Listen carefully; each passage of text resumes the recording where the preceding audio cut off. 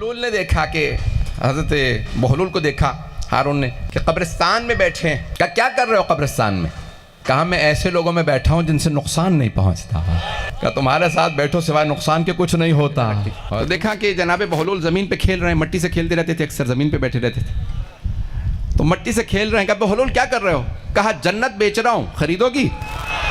کہا کتنے میں بیچو گے؟ کہا ایک کھانا کھلا دو. کہا کھانا؟ اسے خواب آنا بڑی بات نہیں تھی, پتہ نہیں بات پہنچی یا نہیں.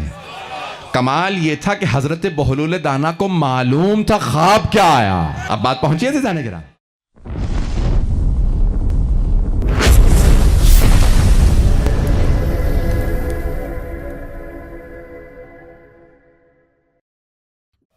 مجھ سے بانی مجلس نے درخواست کی کہ حضرت بہلول دانا سے متعلق کچھ مطالب پیش کرو. لفظ بے پہ پیش ہے, بہلول بھی لوگ پڑھتے ہیں لیکن بہلول حاضر جواب کو کہا جاتا ہے, لیکن جو چٹکلے باز ہو, بہت حاضر جواب ہو اور مزاحیہ ہو, لیکن حاضر جواب اور سمجھدار ہو, بہت ذہین ہو, زیرک ہو.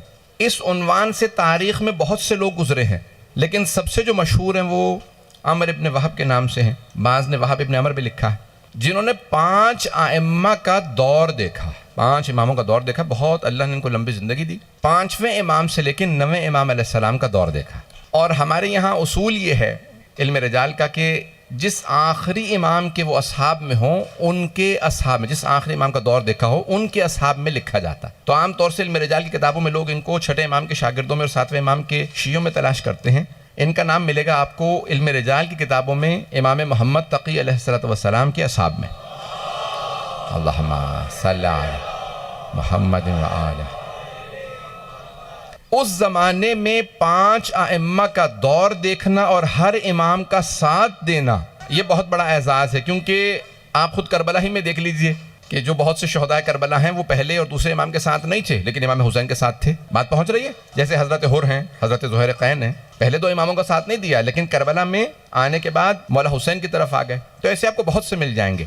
تاریخ میں ایسے بہت سے لوگ ملیں گے جن کا انجام اچھا ہوا, اور ایسے بھی مل جائیں گے جنہوں نے ساتھ دیا انجام برا ہوا.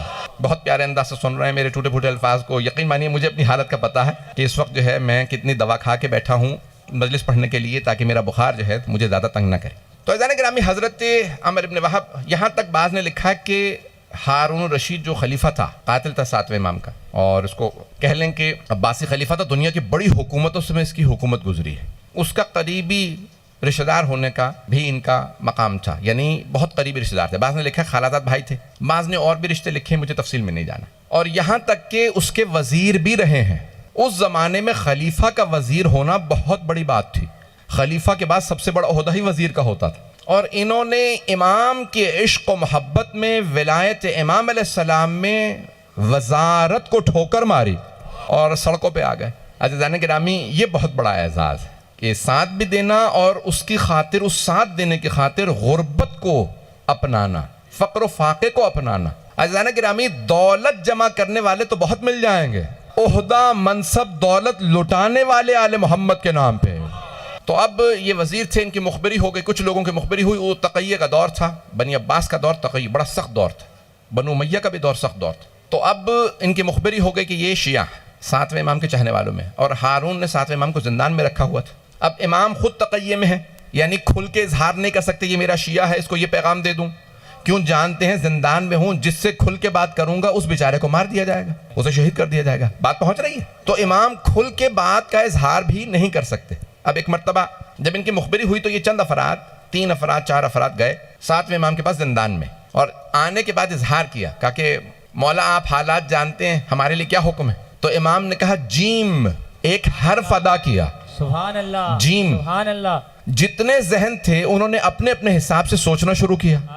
ان میں سے ایک کے قبیلے کا نام تھا جبل, وہ اپنے قبیلے میں واپس چلا گیا, یعنی بغداد سے باہر چلا گیا اور وہ بچ گیا. دوسرے نے امام علیہ السلام کے جیم سے جمل لیا, اونٹ پہ سوار ہوا, جہاں اونٹ لے جائے گا وہاں چلا جاؤں گا, وہ بھی بچ گیا. تیسرے تھے حضرت بہلول دانا, انہوں نے جیم سے سمجھا جنون. اب پہنچ گئے.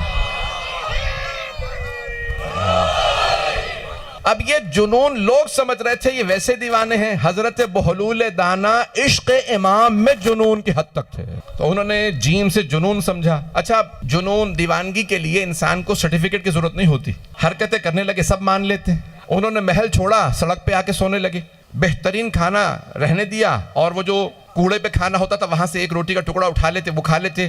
تو ہارون نے کہا لگتا ہے کہ بہلول جو ہیں وہ دیوانے ہو گئے، محل چھوڑ کے سڑک پہ کون سوتا؟ صرف عاشق علی ابن ابی طالب۔ انہوں نے جنون اختیار کیا اور گئے، اور جانے کے بعد پورے علاقے کے اندر کہہ دیا بھائی ٹھیک ہے، بس سڑکوں پہ سونے لگے، محل چھوڑ دیا۔ عزیزان گرامی، یہاں تک دیوانگی کا اعلان کر چکے تھے، پھر بھی ہارون بلاتا رہتا، ان سے بحث کرتا رہتا، جانتے تھا، جانی خود وہ جانتا تھا کہ ان کو دیوانگی میں بھی اگر چھیڑو تو ان کی زبان سے پھول جھڑتے ہیں، اور یہ ایسے ایسے حکمت کے دروازے کھولتے ہیں جو کوئی بڑے سے بڑا حکیم بیان نہیں کر سکتا، بڑے سے بڑا عقل مند ایسی چیزیں بیان نہیں کر سکتا۔ تو ایک مرتبہ خود بڑا مشہور و معروف واقعہ ہے ان کے، بہت زیادہ واقعات ہیں، میں چند واقعات کی طرف اشارہ کروں گا۔ اب امام کے عشق میں ایک دن صبح صبح جیسے ہی محل میں آئے تو آ کے تخت پہ بیٹھ گئے، سارے درباریوں نے تخت سے اتار کے مارنا شروع کیا، زمین پہ بیٹھ کے رونے لگے۔ اتنے میں ہارون آ گیا، ہارون آ کے تخت پہ بیٹھا، پوچھا کیا بات ہے، یہ بہلول کیوں رو رہے ہیں؟ کہا حضور آپ کے تخت پہ بیٹھ گیا تھا، ہم نے اتار کے اس کو اچھی طرح مارا، مار پیٹ کی، تو کہا کہ اچھا کیا، آئندہ کسی کی ضرورت نہیں ہوگی کہ میلے کپڑوں کے ساتھ میرے تخت پہ بیٹھے۔ لیکن حضرت بہلول دانا چیخیں مار مار کے رو رہے ہیں، پورا دربار کا ماحول خراب کر رکھا ہے۔ تو ایک مرتبہ ہارون الرشید نے کہا کیا بات ہے، کب تک روتے رہو گے، بس کرو اب۔ کہا نہیں، میں اپنے لیے نہیں، میں تیرے لیے رو رہا ہوں۔ کیا مطلب، میرے لیے کیوں رو رہا ہے، پٹا تو ہے، میرے لیے کیوں رو رہا ہے؟ کہا میں اتنی سی دیر کے لیے آل محمد کے حق پہ بیٹھا تھا، اتنی سی دیر کے لیے آل محمد کے حق پہ بیٹھا تھا، میں نے اتنی مار کھائی ہے، تو اتنے برسوں سے بیٹھا، سوچ سوچ کے رو رہا ہوں تجھے کتنی مار پڑے گی۔ تو حضرت بہلول دانا بے انتہا ذہین، زیرک، سمجھدار، اور جس قدر ہو سکتا تھا آل محمد کی ولایت کا دفاع کرتے، جہاں جاتے وہاں پہ آل محمد کی ولایت کا دفاع کرتے۔ بس سرور کائنات نے کہا تھا یا علی لا یبغضو کا، کوئی آپ کا بغض نہیں رکھے گا سوائے اس کے کہ جس کا شجرہ خراب ہو۔ 3 نشانیاں پیغمبر نے بیان فرمائی ہیں کہ یہ 3 گناہ جس کے اندر ہوں گے، یہ 3 برائیاں ہوں گی، وہی علی کا بغض رکھے گا۔ تو ایک مرتبہ ہارون نے کہیں حضرت بہلول دانا سے کہا پتہ کیسے چلے گا کہ کوئی ایسی برائی رکھتا ہے یا نہیں رکھتا، وہ یہ اس کے اندر خرابی ہے یا نہیں ہے؟ کہا نہیں، کوئی مشکل بات نہیں ہے، تو ابھی بتا کتنے افراد چاہیے، میں لے آتا ہوں جن کا شجرہ خراب ہو۔ کہا تو اعلان کر، کہا مجھے 40 افراد لا کے دے دے ابھی۔ حضرت بہلول دانا بغداد کے بازار میں آئے، کہا جتنے افراد علی کا بغض رکھتے ہیں ذرا سامنے آ جائیں۔ انہوں نے اعلان کیا جو علی کا بغض رکھتا ہے سامنے آئے۔ ایک آدمی نے کہا میں علی سے نفرت کرتا ہوں، کہا آ جا، دوسرا، تیسرا، یہاں تک کہ 40 افراد، باقی کی ضرورت نہیں ہے، صرف 40 چاہیے تھے۔ کہا اپنے دربار سے کہو، درباری سے کہو کہ دروازے کھولے دربار کے، 40 افراد لے آیا ہوں جن کے شجرے خراب ہیں۔ ایک مرتبہ ہارون نے کہا بہلول نہ ان کی پیشانیوں پہ لکھا، تجھے کیسے پتا کہ شجرے خراب ہے؟ کہ جس کے دل میں علی کا بغض ہو۔ یہ نظام ہے جہاں پہ حضرت بہلول دانا نے دفاع کیا، آل محمد کا دفاع کیا، جہاں جہاں ہو سکتا تھا۔ کہنا بہت آسان ہوتا ہے، اس ماحول میں جناب امیر کا دفاع کرنا بڑا مشکل کام تھا کہ جہاں پہ خود جناب امیر کی اولاد کو زندانوں میں رکھا گیا، سب سے زیادہ سادات کا قتل اس زمانے میں ہوا، اور وہاں پہ حضرت بہلول دانا دفاع کرتے تھے جناب امیر کا۔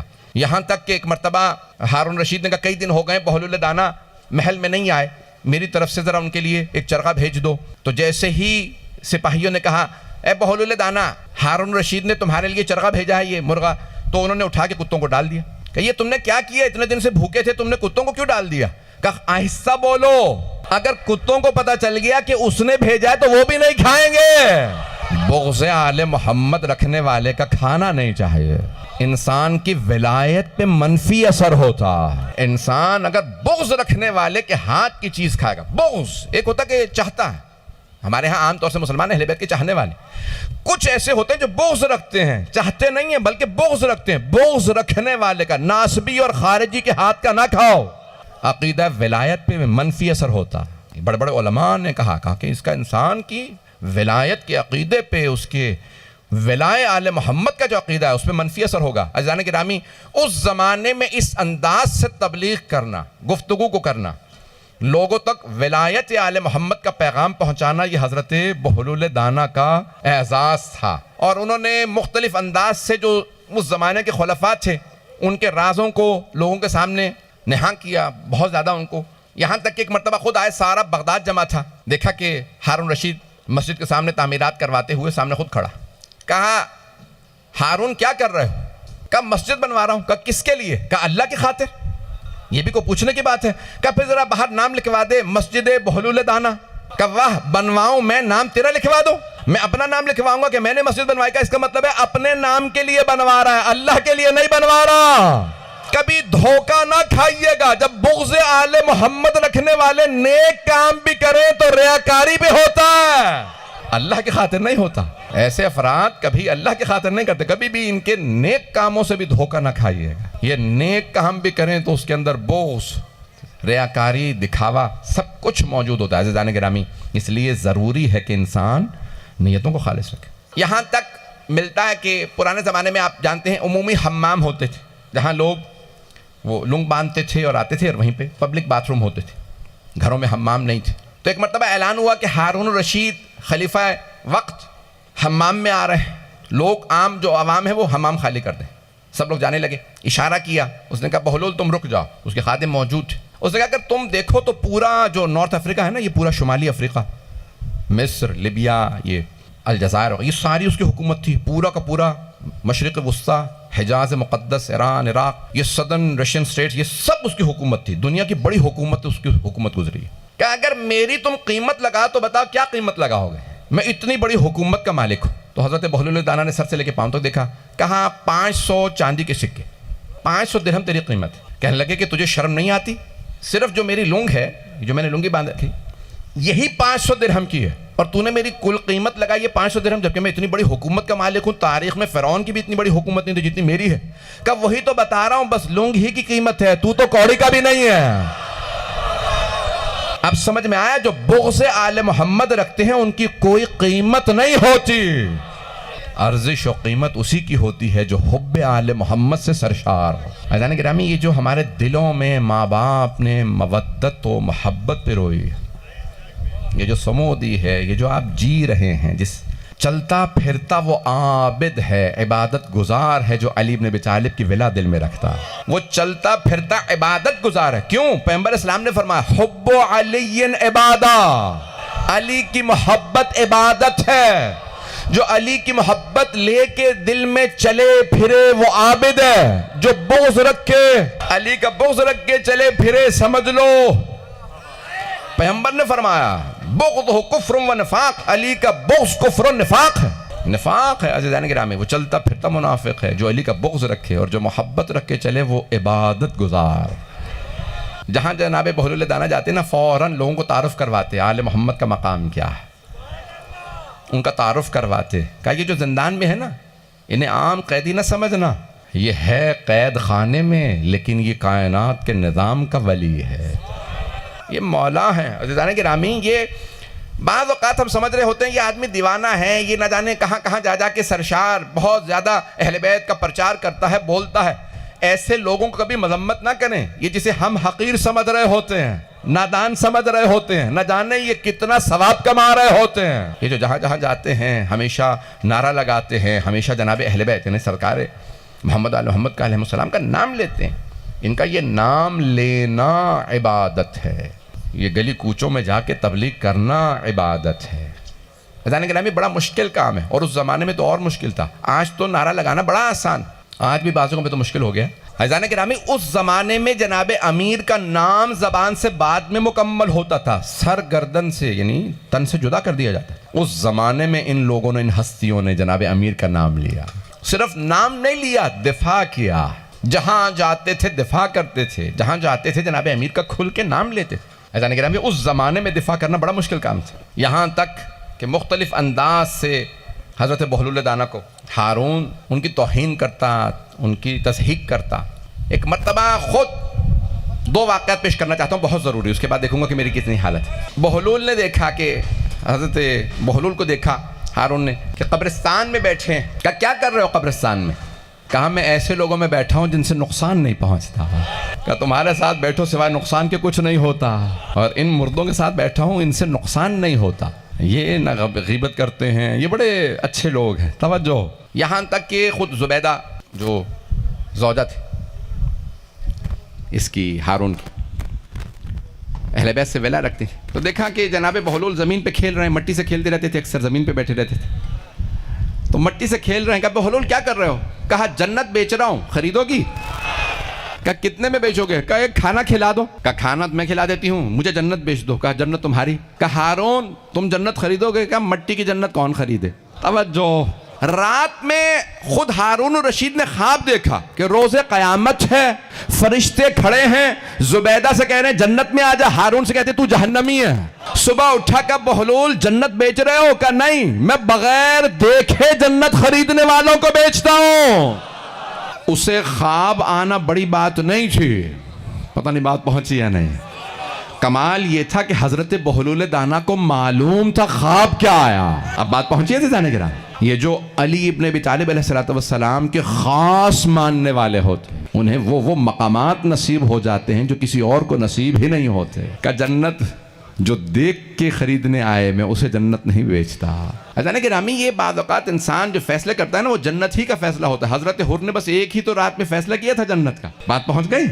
ایک ہی رات میں جب پوچھا مرحوم شیخ مرتضیٰ انصاری سے, 150 سال پہلے ایک بہت بڑے ہمارے نجف اشرف کے عالم دین گزرے, ان سے پوچھا آغا یہ حدیث معصوم علیہ السلام اصول کافی میں تفکر الساعت افضل من عبادت 70 سنہ, 1 گھنٹے سوچنا 70 سال کی عبادت سے افضل, اور ایک جگہ پہ ہے 70,000 سال کی عبادت سے افضل ہے. کون سا سوچنا؟ کہ ایک گھنٹے سوچنا 70 سال کی عبادت سے افضل. کا حضرت حر کا سوچنا 1 گھنٹے سوچنا 70 سال کی عبادت سے افضل ہے. 1 گھنٹے سوچ رہے یزید کے ساتھ رہوں یا حسین کے پاس جاؤں, کہ وہ 70 سال کی عبادت سے افضل تھا. ایک رات میں انہوں نے فیصلہ کیا, مجھے جہنم میں نہیں رہنا, مجھے جنت میں جانا.